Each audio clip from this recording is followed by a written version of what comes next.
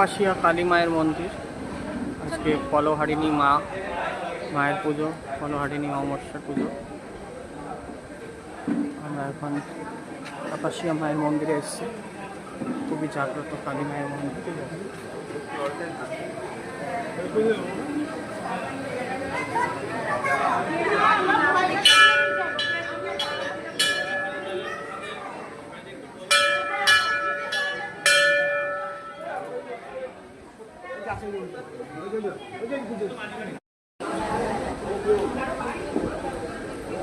কাপাসিয়া কালী মন্দিরের ভেতরেই রয়েছে মা মনসা মন্দির। খুব জাগ্রত।